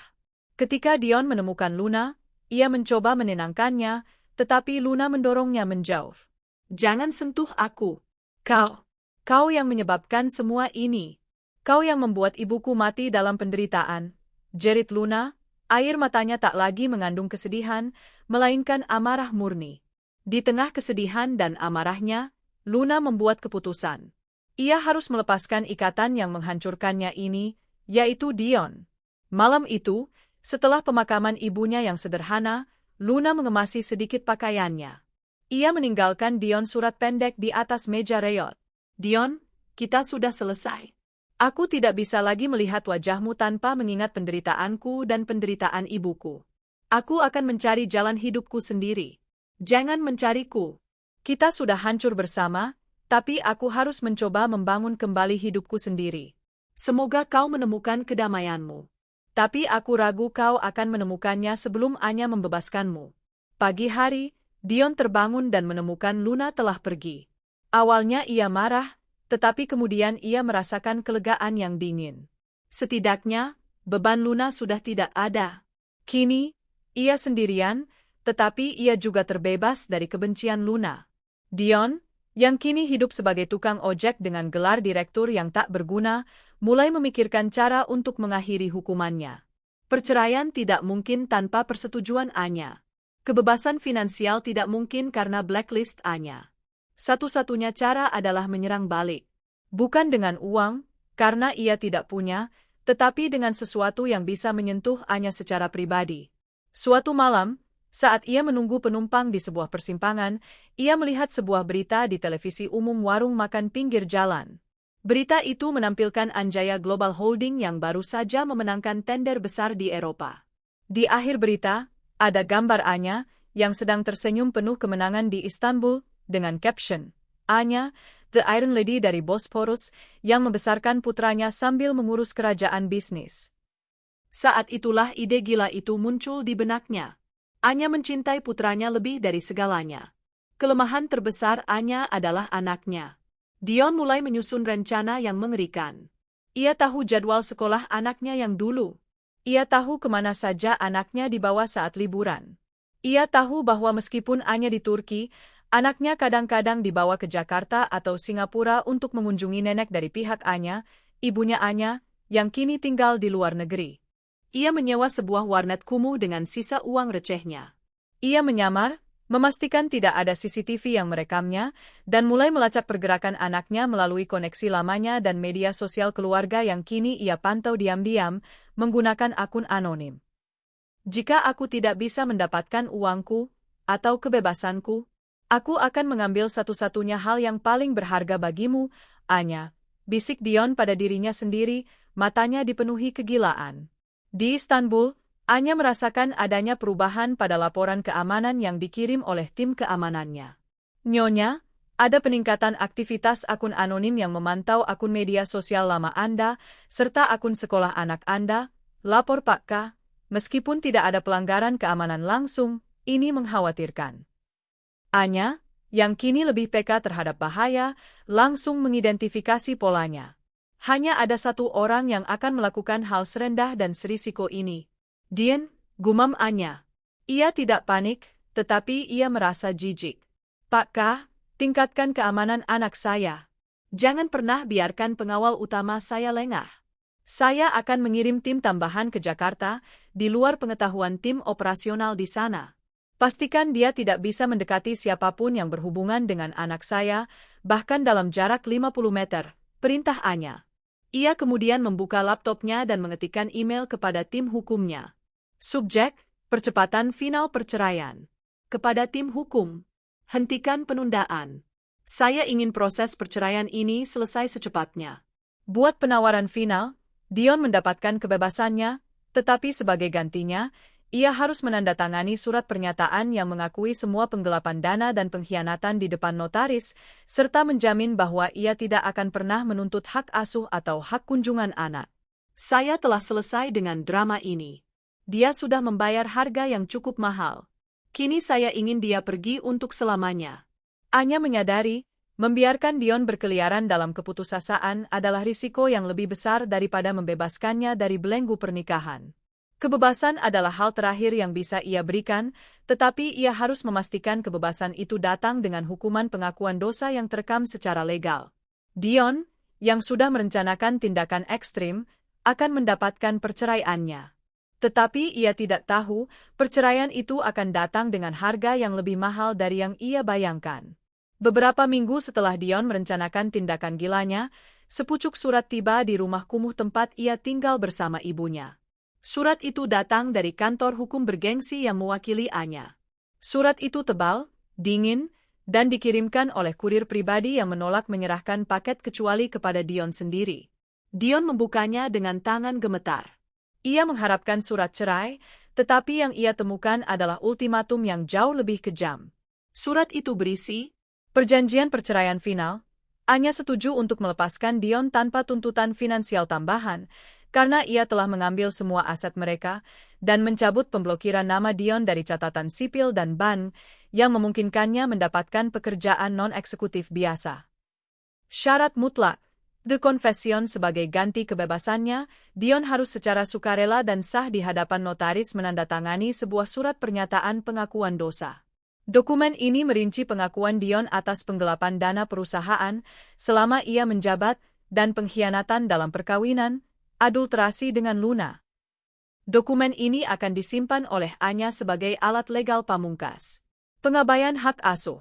Dion harus menandatangani pengabaian total atas hak asuh, hak kunjungan, atau klaim paternal apapun terhadap putranya.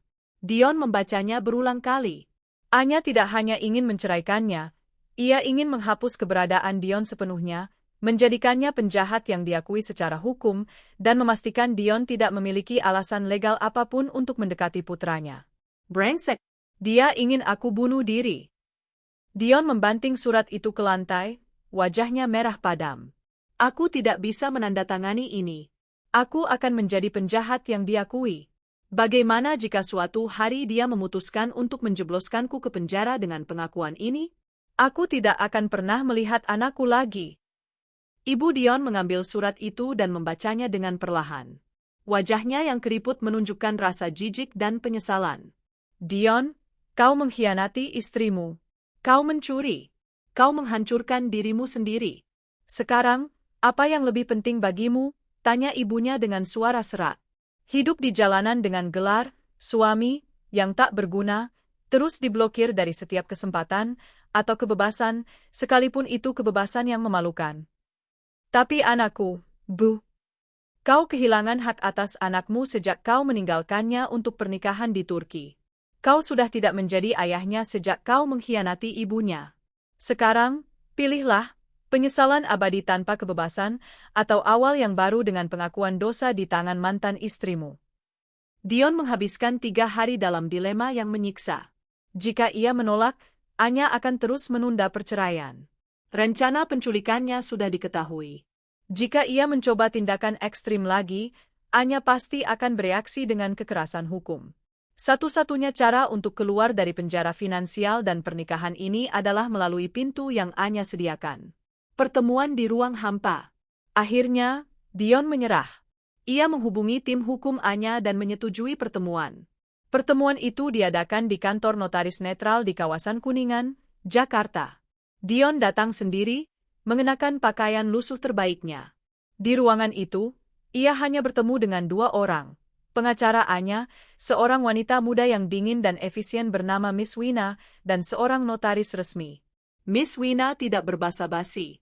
Ia tidak bertanya kabar, tidak menunjukkan simpati. Anda telah membaca dan memahami persyaratan, Tuan Dion? Tanya Miss Wina, menunjuk tumpukan dokumen. Suaranya datar. Saya ingin memastikan satu hal, kata Dion, suaranya lemah. Jika saya menandatangani pengakuan ini, apakah Nyonya Anya menjamin dia tidak akan menggunakannya untuk menuntut tuntutan pidana terhadap saya? Miss Wina tersenyum tipis, senyum yang tidak mencapai matanya. Nyonya Anya adalah seorang pebisnis, Tuan Dion.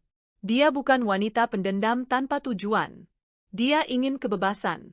Selama Anda menepati janji Anda, yaitu menjauh dari asetnya, putranya, dan kehidupannya, dokumen ini akan tetap tersimpan aman. Anggap saja ini sebagai asuransi Nyonya Anya untuk memastikan Anda tidak akan pernah kembali mengganggunya. Dengan kata lain, hidup tenanglah, atau dokumen ini akan menghancurkanmu. Dion menyadari bahwa dokumen itu adalah rantai abadi, pengganti belenggu pernikahan. Kebebasannya bergantung pada kepatuhannya seumur hidup. Sambil menahan air mata yang memalukan, Dion mengambil pulpen. Ia menandatangani dokumen perceraian yang mengakhiri pernikahannya secara resmi. Kemudian, ia mengambil dokumen pengakuan dosa. Saya, Dion Prasetya, Dengan ini mengakui telah melakukan penggelapan dana perusahaan PT Anjaya Group yang merugikan perusahaan, dan mengakui telah melakukan pengkhianatan dalam perkawinan dengan sepupu istri saya, Luna Ayu, yang menyebabkan kerugian material dan moral yang tak ternilai. Setiap kata terasa seperti pukulan ke dadanya. Ia menandatangani pengakuan itu, dan akhirnya, surat pengabaian hak asuh atas putranya. Ketika ia selesai, Miss Wina dengan cepat mengumpulkan semua dokumen penting. "Selamat, Tuan Dion. Anda bebas secara hukum," katanya, tanpa ada nada ketulusan dalam suaranya. "Semua pemblokiran finansial dasar Anda akan dicabut dalam 24 jam. Kami harap ini adalah akhir dari semua urusan Anda dengan Nyonya Anya." Dion berjalan keluar dari kantor notaris dengan perasaan hampa. Ia kini adalah pria lajang, tanpa aset, tanpa karir, dan tanpa hak atas anaknya, tetapi ia bebas untuk mencari pekerjaan serabutan tanpa terhalang lagi oleh blacklist Anya. Di sebuah kafe kecil di Istanbul, Anya menerima panggilan telepon dari Miss Wina. "Semua dokumen sudah ditandatangani, Nyonya." Dia tampak hancur, tetapi dia patuh. "Semua sudah tersimpan di arsip hukum. Perceraian ini resmi," lapor Miss Wina. "Bagus," kata Anya, matanya terpaku pada anaknya yang sedang tertawa sambil bermain di taman. "Pastikan dia menerima salinan surat cerai, tetapi bukan salinan pengakuannya. Dia harus selalu mengingat bahwa dokumen aslinya ada di tangan saya." Anya menutup teleponnya. Akhirnya, babak pernikahan yang memalukan itu selesai. Balas dendamnya telah mencapai puncak. Ia telah menghancurkan Dion secara finansial, sosial, dan sekarang, hukum dan paternal. Luna, setelah meninggalkan Dion, memutuskan untuk kembali ke kampung halamannya di Jawa Barat. Ia tidak berani meminta bantuan keluarganya yang lain dan menolak untuk kembali ke rumah ibunya yang kini ditinggali adik dan pamannya. Luna bekerja sebagai buruh pabrik garmen. Hidupnya keras dan jauh dari kemewahan yang ia nikmati saat bersama Dion. Ia tidak kaya, ia tidak senang, tetapi setidaknya ia damai. Ia tidak lagi terlibat dalam kebohongan. Ia mendengar dari desas-desus bahwa Dion akhirnya diceraikan dan kini bekerja serabutan. Luna hanya menghela napas. Ia tahu, penderitaan Dion adalah balasan yang adil. Ia sendiri pun menderita. Namun, penderitaannya adalah bayarannya untuk memulai hidup baru yang jujur, jauh dari bayangan Anya. Dion, yang kini sendirian, kembali ke jalanan Jakarta. Ia kini bebas, tetapi kebebasan itu terasa seperti kutukan. Ia selalu melihat anak-anak di jalan, dan setiap tawa anak kecil mengingatkannya pada putranya yang kini berada ribuan kilometer jauhnya. Ia adalah pria bebas yang dikutuk. 2 tahun telah berlalu sejak Dion Prasetya menandatangani surat pengakuan dosanya dan menerima surat cerai. Ia kini adalah pria bebas, tetapi kebebasan itu terasa seperti rantai yang tak terlihat. Hidupnya di Jakarta menjadi sebuah lingkaran penderitaan yang membosankan dan tanpa harapan. Pemblokiran finansial memang telah dicabut, memungkinkannya bekerja. Namun, reputasinya sebagai mantan direktur yang dicurigai dan pengkhianat perkawinan telah menyebar begitu luas di kalangan elit bisnis. Ia tidak akan pernah bisa mendapatkan pekerjaan yang layak, bahkan di perusahaan kecil sekalipun. Dion akhirnya menerima nasibnya. Ia bekerja sebagai pengemudi taksi daring, menjemput dan mengantar orang-orang yang dulu mungkin ia ajak makan malam atau ia pekerjakan. Setiap kali ia mengantar seorang eksekutif ke gedung-gedung pencakar langit di Sudirman, ia teringat pada kantornya yang mewah, mobilnya yang bergengsi, dan kekuasaan yang ia buang dengan tangannya sendiri demi gairah sesaat dan kebodohan.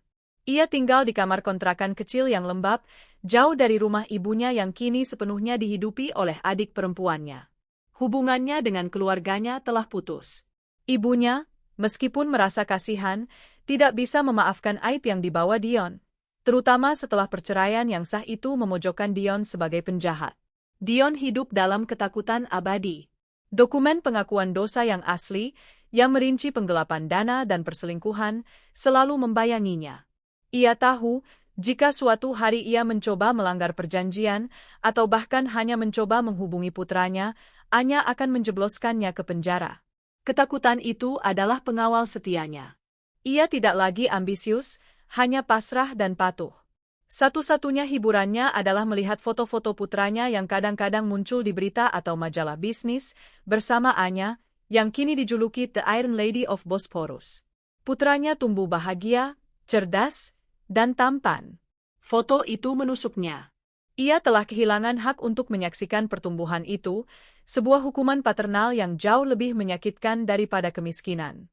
Suatu malam, Dion melihat mobil mewah berhenti di samping taksinya. Di dalamnya, duduk seorang wanita yang ia kenal. Mantan asisten pribadinya di kantor lama. Wanita itu tidak mengenalinya. Dion kini hanyalah salah satu dari ribuan pengemudi taksi di Jakarta. Saat lampu lalu lintas berganti hijau, Dion menginjak gas. Ia hanyalah sebuah roda kecil dalam sistem, sebuah pengkhianat yang telah membayar lunas harganya.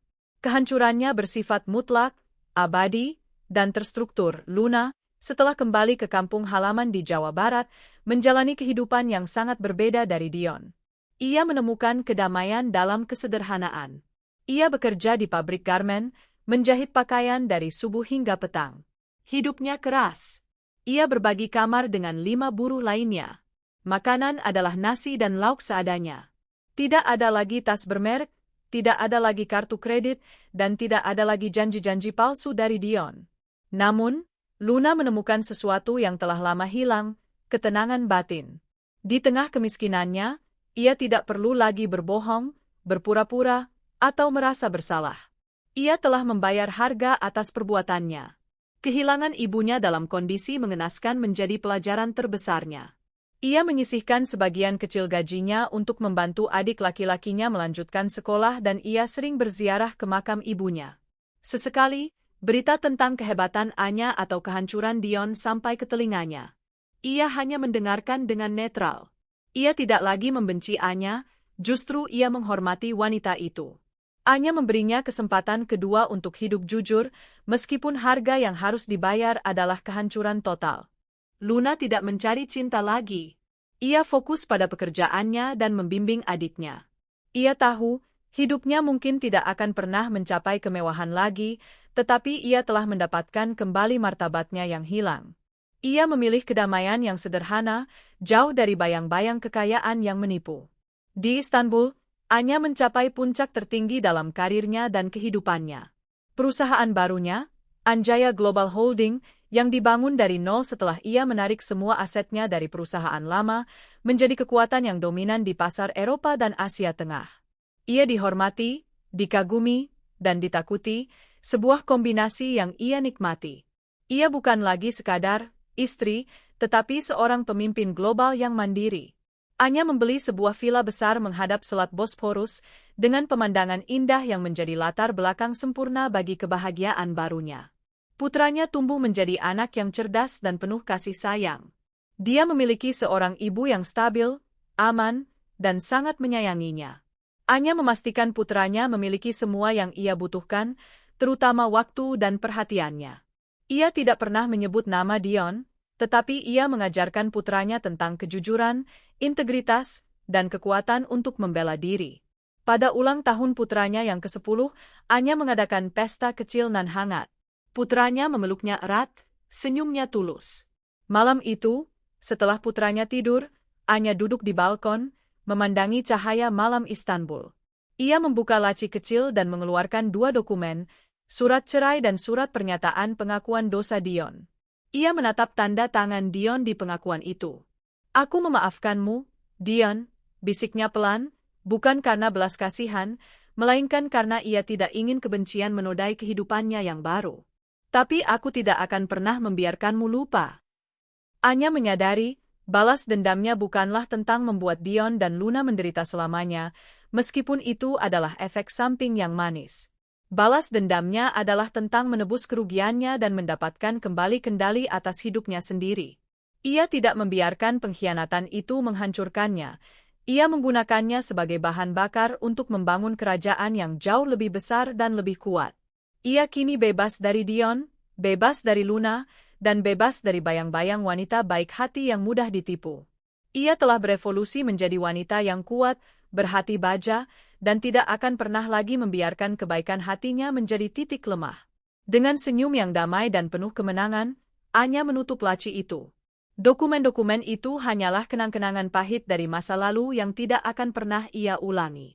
Anya menyandarkan tubuhnya, menghirup udara dingin Bosporus yang menyegarkan. Kita sudah selesai, gumamnya. Dan kita menang. Ia adalah seorang ibu yang bahagia, seorang pebisnis yang sukses, dan seorang wanita yang berhasil mengubah luka pengkhianatan menjadi mahkota kekuasaan. Kisah pengkhianatan ganda itu akhirnya selesai, dan kebahagiaan adalah miliknya seutuhnya, di tahtanya di tepi Bosporus. 10 tahun telah berlalu sejak Anya menjejakkan kaki di Istanbul dan memulai babak baru hidupnya. Putranya, kini seorang remaja jangkung yang beranjak dewasa, telah lulus dari sekolah internasional bergengsi dan sedang bersiap melanjutkan studi di luar negeri. Ia tumbuh tanpa pernah mengenal ayah kandungnya, tetapi dengan kasih sayang yang melimpah dari ibunya yang luar biasa. Anya kini menjadi salah satu figur paling berpengaruh di pasar modal global. Ia tidak pernah menikah lagi. Ia tidak mencari pendamping hidup, karena ia telah menemukan cinta dan kesetiaan yang sejati dalam dirinya sendiri dan putranya. Di Jakarta, nasib Dion tetap statis. Ia menua di balik kemudi taksi daringnya, hidupnya sepi dan diwarnai penyesalan. Setiap hari adalah hukuman tanpa akhir. Ia tidak pernah melanggar janji untuk menghubungi putranya. Suatu malam, ia melihat sebuah berita. Putranya Anya akan menerima beasiswa penuh di salah satu universitas Ivy League. Dion hanya bisa menatap foto putranya di layar ponsel usangnya, air mata dingin mengalir. Ia tahu, putranya akan menjadi pria hebat, dan ia tidak memiliki bagian apapun dalam kesuksesan itu.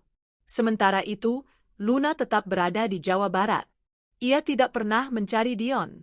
Ia akhirnya berhasil menyekolahkan adik laki-lakinya hingga lulus. Luna masih bekerja di pabrik garmen, hidupnya stabil dan jujur. Suatu hari, ia menerima kiriman tak terduga, sekantong bibit bunga mawar yang indah, tanpa nama pengirim. Ia yakin itu dari Anya, sebagai tanda pengakuan diam-diam atas awal barunya yang jujur. Luna menanam bibit-bibit itu di halaman kontrakannya. Ia tersenyum, sebuah senyum yang datang dari kedamaian yang diperoleh melalui penderitaan. Kisah pengkhianatan itu berakhir bukan dengan darah, tetapi dengan isolasi permanen dan kemenangan sejati bagi pihak yang disakiti. Anya telah membuktikan bahwa membalas dendam paling efektif adalah dengan mencapai kebahagiaan dan kekuasaan yang tak terjangkau, sementara para pengkhianat hidup dalam bayang-bayang penyesalan abadi.